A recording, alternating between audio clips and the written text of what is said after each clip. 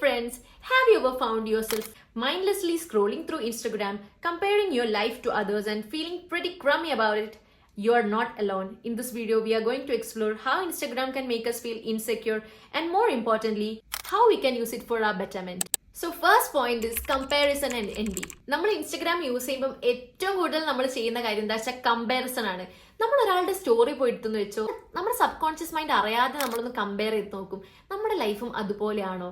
ആ ഒരു കമ്പാരിസൺ വരുമ്പോഴാണ് പ്രശ്നം. അപ്പൊ നമ്മൾ നമ്മുടെ ലൈഫ് എന്ത് ചെയ്യാൻ നോക്കും? അതുപോലെ ആക്കാൻ നോക്കും. there begins the problem. നമ്മുടെ ലൈഫിനെ നമ്മൾ ഓൾട്ടർ ചെയ്യാൻ തുടങ്ങും. അതാണ് ഇൻസ്റ്റാഗ്രാമിന്റെ ഏറ്റവും വലിയ പ്രോബ്ലം, കമ്പാരിസൺ. പിന്നെ അൺറിയലിസ്റ്റിക് എക്സ്പെക്ടേഷൻസ്. ഇൻസ്റ്റാഗ്രാം സെറ്റ് ചെയ്യുന്ന കുറച്ച് എക്സ്പെക്ടേഷൻസ് ഉണ്ട് നമുക്ക്. ആക്ച്വലി ആരുടെ ലൈഫിൽ അങ്ങനെയൊന്നും അല്ല മുന്നോട്ട് പോകുന്നത്. ഈ ഇൻഫ്ലുവൻസേഴ്സ് ഒക്കെ ഇടുന്ന അവരുടെ ലൈഫ് അങ്ങനെയൊന്നും അല്ല ശരിക്കും. പക്ഷെ അവർ സെറ്റ് ചെയ്യുന്ന കുറച്ച് ബ്യൂട്ടി സ്റ്റാൻഡേർഡ്സ് ഉണ്ട്, കുറച്ച് ലൈഫ് സ്റ്റൈൽ സ്റ്റാൻഡേർഡ്സ് ഉണ്ട്. നമ്മളും അതുപോലെ ആവാൻ നോക്കും. നമ്മുടെ ലൈഫ് അങ്ങനെ എല്ലാം ആലോചിക്കുമ്പോൾ നമ്മൾ ഡിപ്രസ്ഡ് ആവും. അതാണ് പ്രോബ്ലം വരുന്നത്. നമ്മുടെ എക്സ്പെക്ടേഷൻസ് ആർ അൺറിയലിസ്റ്റിക്. അങ്ങനെ ഇൻസ്റ്റാഗ്രാമിൽ കാണുന്ന world is not the real world. ആരും ആരുടെ ചീത്ത ജീവിതം ഇൻസ്റ്റാഗ്രാമിൽ കാണിക്കാൻ പോകുന്നില്ല. ഇപ്പൊ നിങ്ങൾ നോക്കൂ, ഒരു കപ്പിൾ അവർ ക്വാറൽ ചെയ്തോണ്ടിരിക്കുക. ക്വാറൽ ചെയ്യുന്ന സമയത്ത് ആരെങ്കിലും വീഡിയോ എടുത്ത് സ്റ്റോറി ഇടോ? നെവർ. ആരെങ്കിലും പോസ്റ്റ് ചെയ്യോ? നെവർ. നിങ്ങൾ തന്നെ ഒരു ഇൻസ്റ്റാഗ്രാം ഇൻഫ്ലുവൻസർ ആണെന്ന് നിങ്ങളൊന്ന് തിങ്ക് ചെയ്ത് നോക്കൂ. നിങ്ങൾ ഇൻഫ്ലുവൻസർ ആണെങ്കിൽ നിങ്ങൾ നിങ്ങളുടെ ലൈഫിലുള്ള ഏറ്റവും നല്ല പാർട്ട് മാത്രമല്ലേ എടുത്ത് കാണിക്കാൻ പോകുന്നുള്ളൂ.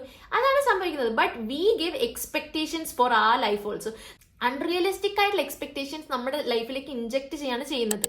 പിന്നെ വേറെ കാര്യം, cyber bullying and online harassment. ഈ സാധനം ഇൻഫ്ലുവൻസേഴ്സിന് കിട്ടുന്ന സാധനമല്ലേ? കമന്റ്സിലൊക്കെ ഇൻഫ്ലുവൻസേഴ്സിന് കിട്ടുന്നതല്ലേ? മെസ്സേജസ് ത്രൂ ഇൻസ്റ്റാഗ്രാമിൽ ഇൻഫ്ലുവൻസേഴ്സിനും അല്ലെങ്കിൽ ഭയങ്കര ഫേമസ് ആയിട്ടുള്ള ആളുകൾക്ക് കിട്ടുന്ന സാധനമല്ലേ എന്ന് നിങ്ങൾ ചിന്തിക്കുന്നുണ്ടാവും.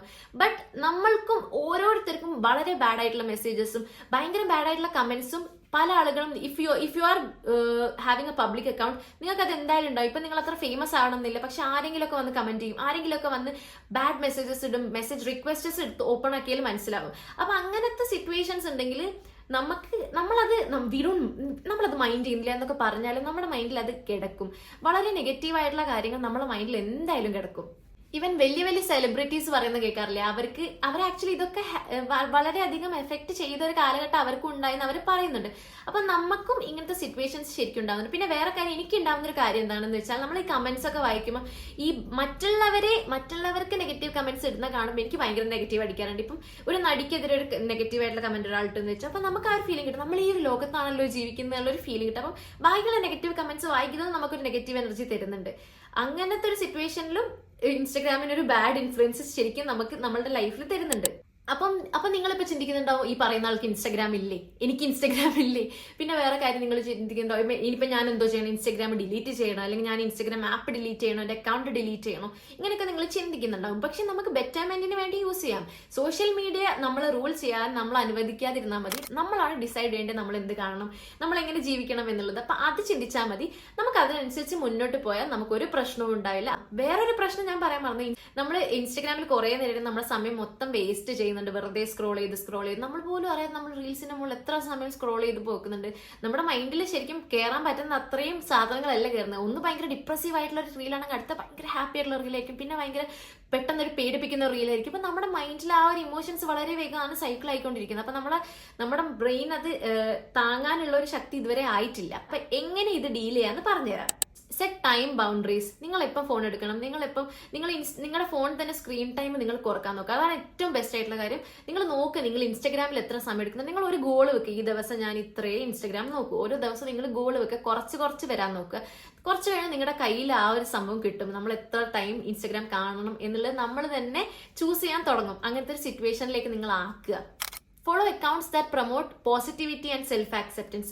അങ്ങനത്തെ അക്കൗണ്ട്സ് ഫോളോ ചെയ്താൽ ചിലപ്പോൾ ചില ആളുകൾ ഇപ്പം പറയുന്നതാണ്, ഓവർ പോസിറ്റിവിറ്റി എനിക്ക് പറ്റൂല. എന്തുകൊണ്ട്? ബിക്കോസ് നമ്മൾ ഈ പോസിറ്റീവ് ആയിട്ടുള്ള കാര്യങ്ങളാണ് നമ്മുടെ ജീവിതത്തിൽ എപ്പോഴും ബെറ്റർ ആയിട്ടുണ്ടാവുക. അപ്പൊ അവരുടെ ഡെയിലിയുള്ള ചില കോഡ്സും ചില മെസ്സേജസും ഒക്കെ ആയിരിക്കും നമുക്ക് ആ ഡേ തന്നെ നമുക്ക് എന്താണ് ഒരു ബെറ്റർമെന്റ് തരാനുണ്ടാവുക. അപ്പൊ ബാക്കിയുള്ള ആൾക്കാരെ പറ്റി കാണുന്നത് നമ്മൾ മാറ്റർ ചെയ്യുന്നില്ല. നമ്മുടെ ലൈഫിൽ നല്ല ഒരു പോസിറ്റീവ് എനർജി തരുന്ന എന്തുണ്ടെങ്കിൽ അത് സ്വീകരിക്കുക. അങ്ങനത്തെ ചാനൽസിനൊക്കെ ഫോളോ ചെയ്താൽ നമ്മുടെ ആ ഒരു ഫീഡ് തന്നെ ബെറ്റർ ആവും. പിന്നെ പ്രാക്ടീസ് സെൽഫ് കമ്പാഷൻ. നമ്മൾ മനസ്സിലാക്കുക ഇൻസ്റ്റഗ്രാമിൽ കാണുന്നൊന്നും റിയാലിറ്റി അല്ല. ഇതൊക്കെ അവരുടെ ഇൻസ്റ്റഗ്രാം ലൈഫ് ബെറ്റർ ആക്കാനും അവരുടെ അക്കൗണ്ടിന് ഫോളോവേഴ്സ് കൂടാനും ഇതൊരു പ്രാക്ടിക്കലി ഉള്ള കാര്യമല്ല. അല്ലെങ്കിൽ അവരുടെ വ്യൂസ് ഇൻക്രീസ് ചെയ്യാനും അവരുടെ ഫോളോവേഴ്സ് ഇൻക്രീസ് ചെയ്യാനും വേണ്ടി മാത്രം അവർ ചെയ്യുന്ന കാര്യങ്ങളാണെന്നൊന്ന് മനസ്സിലാക്കിയാൽ it will be better for your life. പിന്നുള്ളത് use Instagram as a tool for connection and community.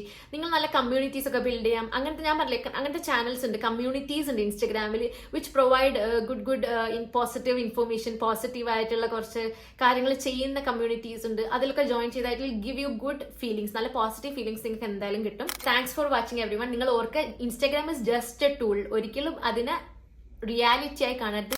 And don't forget to take care of yourself both on and off Instagram. Bye.